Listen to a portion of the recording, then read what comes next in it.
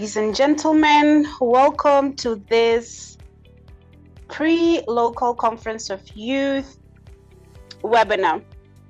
Wena nna ke batla go introduce Ratlhalerwa o tlebe a bua ka topic ya adaptation and resilience.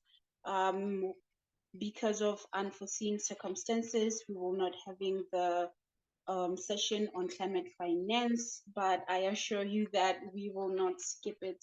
Go the main conference, which is going to be happening in October. I extend my sincerest apologies for that. So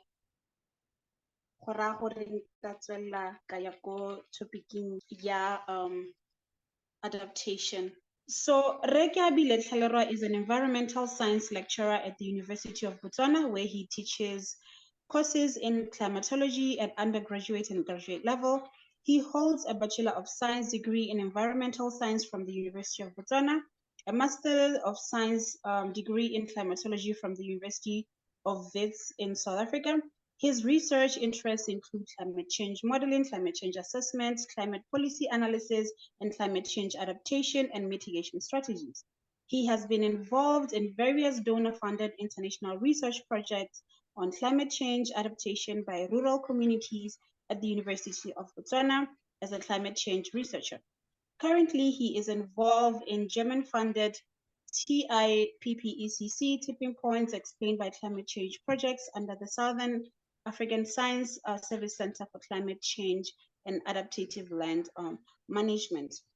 His credentials go on and on. He has done amazing work in this field. And without further ado, let me introduce Ratlhalerwa. Ratlhalerwa, the floor is yours. Okay. Thank you. Let me just thank you for inviting me to this webinar to share my own perspectives on climate change adaptation and resilience. Normally, I prefer to use the word climate change adaptation. I normally don't like using adaptation on its own because it can mean so many things. So, because there are many ways of adapting, and adapting to climate change is just one of them. So, having said that, I'll take it from here. Of course, I'll start first by introducing what you mean by adaptation. I'm sure most of you are probably a bit familiar with it anyway. And as a result, there are so many definitions. But I chose the process of addressing the impacts of climate change. Remember that climate change is synergized with another climate response, which you call mitigation. And mitigation is more of responding to the cause of climate change, whereas adaptation is more about addressing the impacts of climate change. And how do you do that? Well, simply by adjusting a natural or human system to a new or changing environment, and at the same time also exploiting beneficial opportunities which happen to be there at that time. Now, adaptation of recent has received a lot of attention as an essential strategy to reduce adverse effects of climate change, which cannot be avoided anymore. Why? Because if you look at mitigation, find that mitigation really is all about cutting down emissions of greenhouse gases into the atmosphere.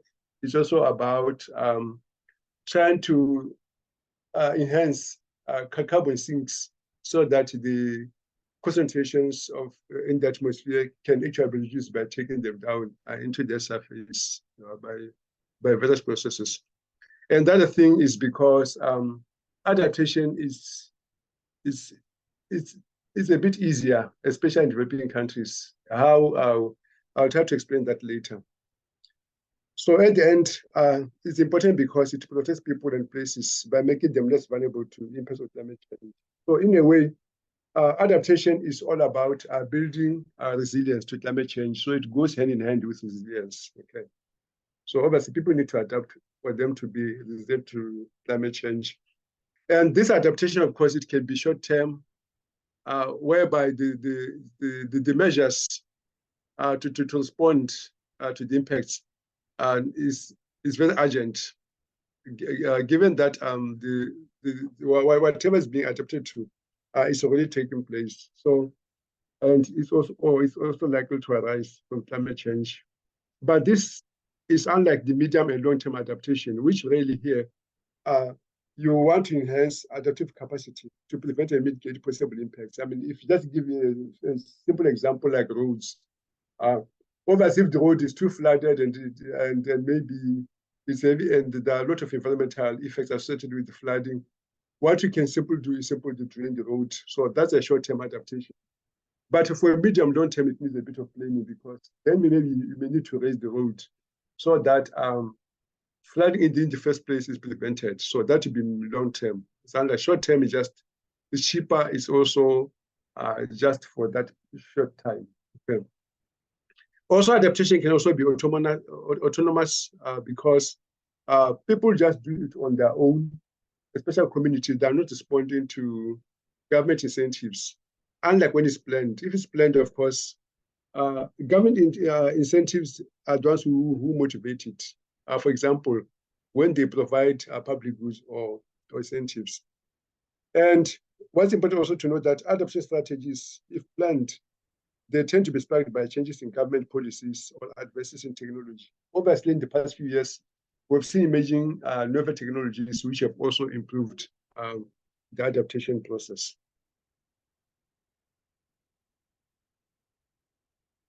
I don't know what I've saved. Yes.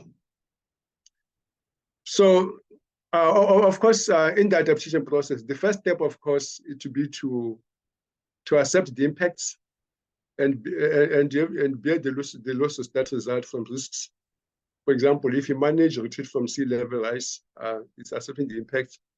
Yeah, but and also offsetting losses by sharing or splitting risks, maybe by insurance, for example. You could also avoid or reduce exposure to climate risks. In that case, anything, if maybe you've got buildings which are likely to be affected by flooding, for example, you can just maybe find a way of climate proofing them, or simply maybe changing the location of activity. And another one, of course, is to exploit new opportunities. Obviously, new opportunities are always arising. And I think if you look at funding adaptation, it's also more to do with trying to give money to those new opportunities which people are embarking on in order to drive the adaptation process.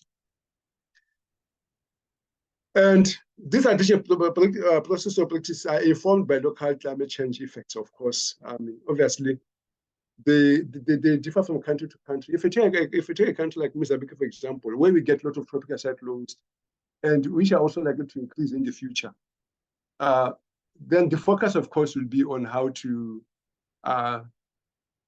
deal with tropical cyclones, how to adjust to tropical cyclones, or maybe how to evade them, or maybe do anything that will ensure that the risks imposed by tropical cyclones are minimized. And so, and the other places, drought is more important than floods. If you take Botswana, for example, of course, Botswana with both. We've had floods in the past, and we are likely to have floods in the future. Drought, but it's the most important one, especially when you consider climate-sensitive sectors like agriculture. Somebody just mentioned agriculture to the previous speaker. And in Botswana, I think that's very important. And also the other one is heat waves. We all know that we've been seeing heat waves in Europe, which have never been recorded before, up to 46 degrees in places like Italy, Turkey. Those have never been known before. So those are some of the extreme climate events which the adaptation should be targeting. So adaptive capacity is among the people differ from region to region, especially in Africa, where it's lowest for simple reasons. One is because Africans rely mostly on climate-sensitive livelihoods. Agriculture, for example, is very climate-sensitive. The other thing, of course, is because of the geographical location. Obviously, if you take countries like Botswana and Namibia, these are semi-arid countries which are very, very prone to extreme drought. And then the other one, of course, is knowledge. How much equipped are we, and whether do we have early warning systems which can help us to get better prepared. So as a result, adaptation is very important in developing countries. Why? Because they bear the brunt of the effects of global warming due to what I explained before. And obviously, when people adapt, they should be able to withstand and minimize the ravages of climate change. Okay. So in a way, we can say that it protects people and places by making them less vulnerable to the impacts of climate change. And then, of course, there's this, I don't want to go too much into adaptation planning, I think, partly because of time, but I think these are the same. Of course, the adaptation process, it had to go through many stages. The first one is to identify the expected climate hazard. Of course, you have to do some national impact assessments. This could be done either by looking at what's happened in the past. It could also, you can base that on climate modeling. It can also pick up those kind of things, because once you make assessments, you may need to do some modeling at some stage. Define the climate risk as well. So you have to do some risk assessments. These are normally the function of exposure to climate hazards and also to vulnerability. Normally, there are some vulnerability assessment tools which are being used currently. And then selecting adaptive options based on what you'll be able to find. So once you know the hazard, you know the risks which should be identified, then of course you have to consider whether capital is available. That could be physical, it could be human capital, because you all need this to ensure that adaptation takes place. And then you have, once that's done, you have to implement appropriate adaptive actions. So, and then, but the most important part, of course, once that it happens, is to keep monitoring and evaluating. So there are various options which can be availed to help to adapt. This can be structural, physical, social, and industrial approaches. And I've just listed quite a few here. Early warning systems, I think those are key. We've seen, you can see a tropical cyclone there in the picture there, which is making landfall in Madagascar. Obviously, with early warning systems, people could be aware of this, and then they can find a way of adapting, and probably find a way of maybe moving to higher ground, or maybe moving further inland where the impacts are less strong. Ecosystem restoration, it could be either forestation or maybe trying to manage the wild, increasing seeds fertility and so forth. Building climate resilient infrastructure, you can see those dome houses there. Those are supposed to be climate resilient. They can withstand all kind of weather conditions. Water supply and security there. You can see our North Water, South Korea there, bring water to where people need it most. And then you've got coming up with action plans for climate emergencies as well. Climate smart agriculture practices. If you're a farmer, this changing climate, you need to do practices, soil moisture management, minimal tilling and so forth. But more importantly, you also need to consider diversifying livelihood, moving away from climate sensitive livelihoods to maybe to occupations which probably not affected by climate in a way, or they are less likely to be affected by climate change. So this one is just to explain anticipated adaptation and reactive. Anticipated adaptation, of course, you normally take in advance before you can actually see the impact of the climate change. Reactive, it means that you are responding to what has happened already. So, and adaptation in natural systems is reactive by nature. But in human systems, of course, it can be both anticipated and reactive. You look at this table here, which was adopted by the Intergovernmental Panel on Climate Change in 2001. You can see that under human systems, natural systems, you can see that the anticipatory, the reactive, and you can see some examples there, which I don't think I've got much time to go through. So at community level, people can erect building infrastructure that is safe and more sustainable. That's what you probably should be thinking of doing in Botswana. Replanting forests and restoring damaged ecosystems. That also be necessary, just talked about earlier. Diversifying crops so that they are better able to adapt to changing climates. For example, you can see the picture there. If you opt for maize, which is less drought resistant, and then replace it with sorghum, which is probably a bit more drought resistance. And then you can choose resilient livestock breeds that withstand prevailing climate conditions. I think we've got our own Botswana breed, which I like very much. I like maybe those exotic breeds, which probably are not adapted to this kind of climate. And also, lastly, to investigating and developing innovative solutions to reduce natural catastrophes. So those are very key. So what are the benefits of adaptation? Well, there are many, but I just included a few here. The first one, of course, is sustained or increased agricultural production. You can see on this image here, that's a farm in Panama, in Botswana. You can see that it's quite extensive. So a lot of output there. Higher household incomes is also what you are likely to get when adapting. And improved environmental services as well, security of asset base, but more importantly, you become less vulnerable to extreme weather events. And it's also a cheaper alternative to climate change mitigation in most cases, especially in Africa, because there's a possibility to use indigenous technology knowledge, which also improves social acceptability.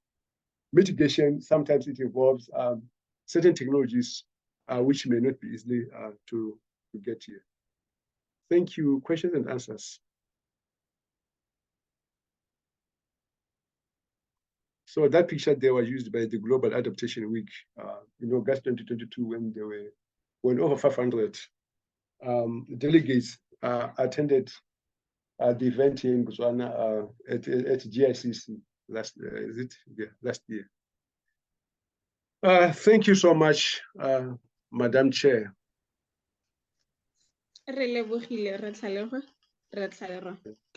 Okay. Erra. I believe you were joining with some of your students. Are you still joining with them? Are they present? Unfortunately, I can't. Let me check, but I've seen a few names.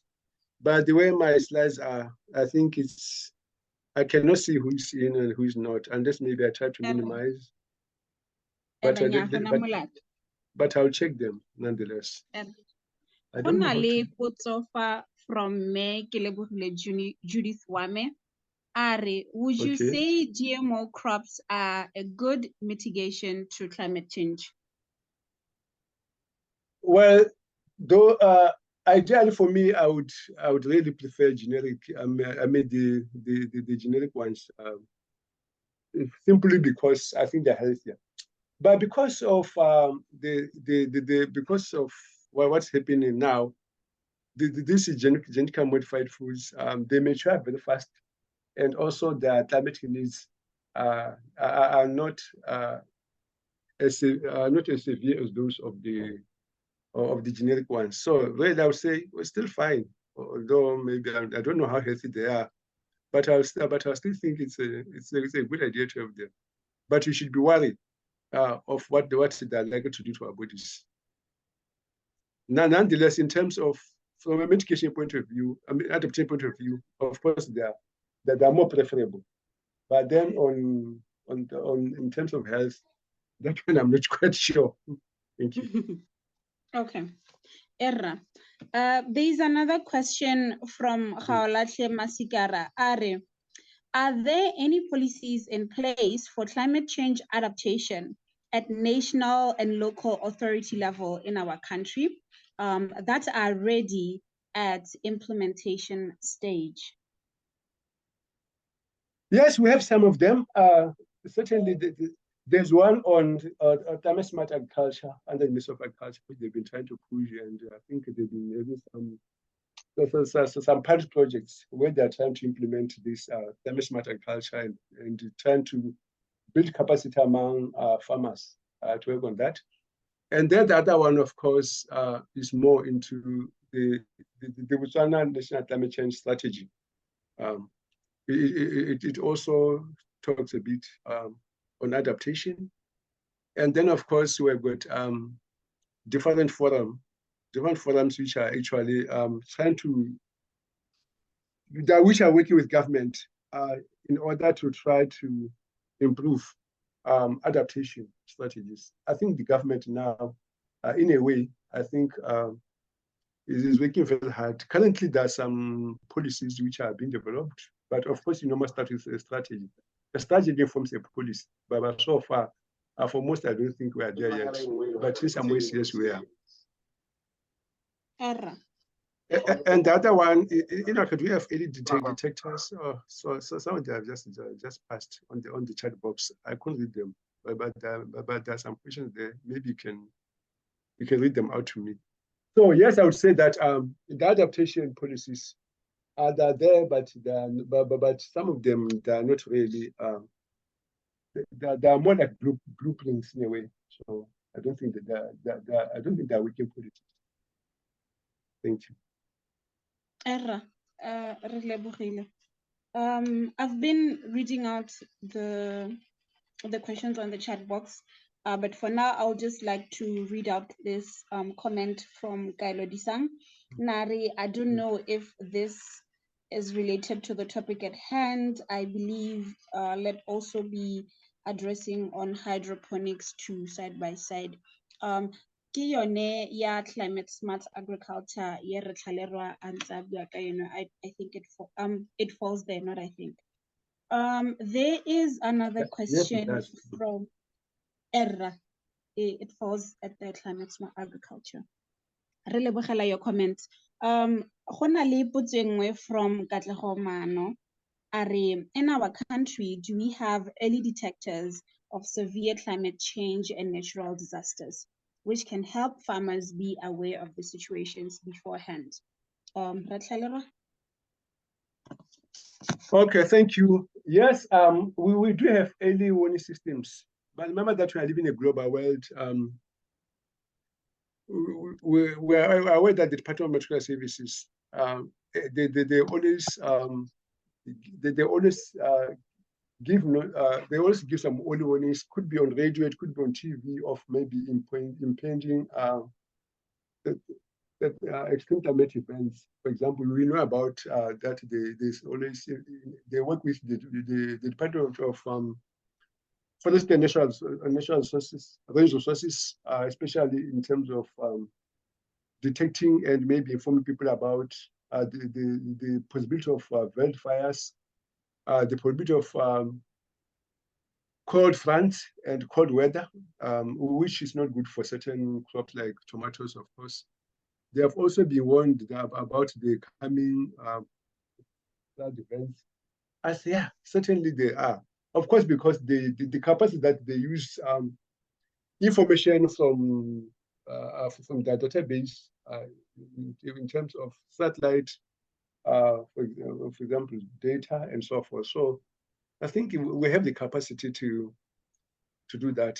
The detectors are there, but those are where we are just using those detectors. They are not ours per se, but we've got access to them, satellites and WMO databases and so forth. Those can be used to forecast severe climate events and natural disasters.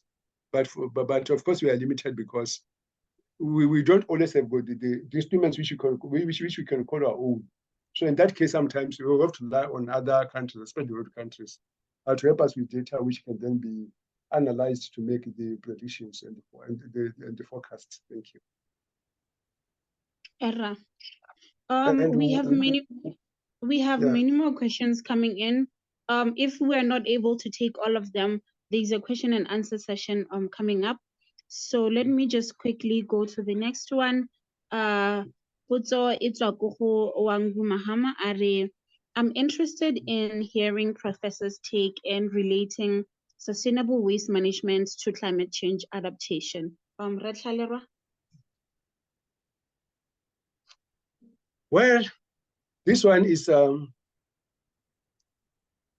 bit of a tough one. Why? Because yes, we've got the waste management policy in Botswana, which is also a blueprint. But the problem with our policies is that they're easy on paper, but the question is whether they're working policies. Because for them to work, then we need to have some enforcement tools which are made into law. We should be able to regulate that, because the policy itself, it does not really enforce anything. So that's the problem. So the problem with sustainable waste management and how it can be related to climate change adaptation, I think that one is something which needs to be considered and probably put into force, because currently I can confirm that there is very little being done, at least practically, in terms of relating sustainable waste management to climate change adaptation. Thank you. There's this question from Mumpuluki Huatiwa. Are there any climate change interventions or strategies in Botswana? It disappeared. Wait a minute. Are there any climate change interventions or strategies in Botswana that are in place? If yes, how effective they are? I think this was partly answered from the previous questions, but we can always talk more about it at the question and answer session. Thank you for that question. Yeah, that's true. Yeah, that's true. For example, the Kyoto Protocol, which was implemented, it's working quite well, and we see that even the industries who are involved in the manufacturing, they are also aware of these issues, and I think that they're being quite compliant. Yeah, to the protocols which should be put before them by government and the UNFCCC. There's a follow-up question on GMOs. You've said before that we should be a bit careful when it comes to them. Are GMOs part of climate smart agriculture? She goes on to say, personally, I'm not for GMOs, but I'm wondering how we can effectively advocate for climate smart agriculture if we ourselves don't really want everything that comes with it. Yeah, like I mentioned earlier, but in the real sense, we're talking about climate smart agriculture. You are talking about, it's not so much of the type of crops they are growing. It's whether they're able to withstand harsh climatic conditions, whether they're drought resistant, how much moisture they need. Can they withstand frost, for example, high, low temperatures? Can they stand heat waves? All this, but whether they're genetical or non-genetical or they're organic, it's not really that. I don't see. It's not very. It's not very important. Even in this which is advocating for climate smart practices, agricultural practices. Well, whether it's genetic or organic, it's not very clear that's the problem. There was a really interesting question regarding indigenous knowledge. I don't know where it disappeared to. The person who asked it, can you type it again? Unless it's but we have just 3 more minutes to quickly go through these questions. So I'm gonna read them quickly and then give brief answers. We will discuss them further during the question and answer. Okay, here's the question. It's a goho rangwane. What of the indigenous knowledge systems that exist in Botswana or Southern Africa? What plans are being made to mainstream indigenous knowledge systems in this climate adaptation mission of ours? So he noted that he hasn't had any of the speakers touch on this. So can you quickly touch on it in a minute, and maybe we can take one more question before we go to the next speaker? Yes, let me call that ATK for short. I personally know that when I was growing up as a child, ITK was there. My parents, for example, they knew how to adapt to these climatic conditions. For example, changing cattle post at A at B, so you can move animals from A to B.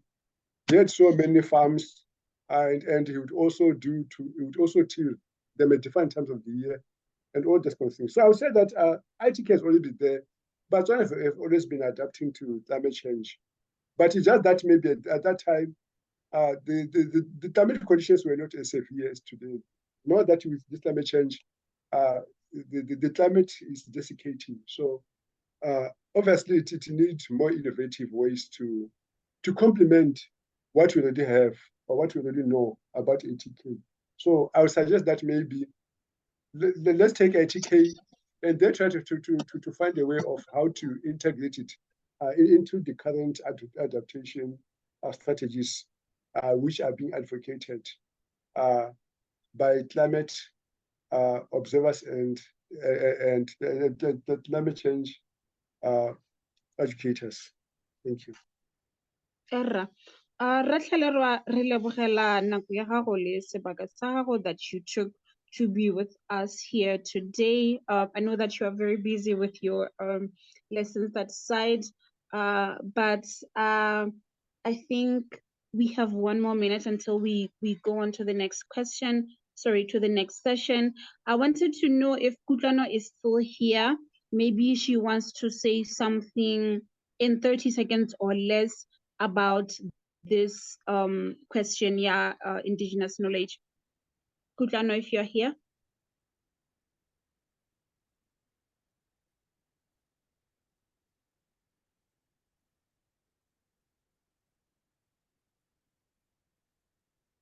Okay, Hasiwa, it's still no problem. Ratlalera, thank you so much once again, and we appreciate all the invaluable insights. Well, thank you, madam. Let me also mention that I'll be joining throughout the webinar. That's great, because there's more questions for you. I'll just note them down. Discuss during the question and answer.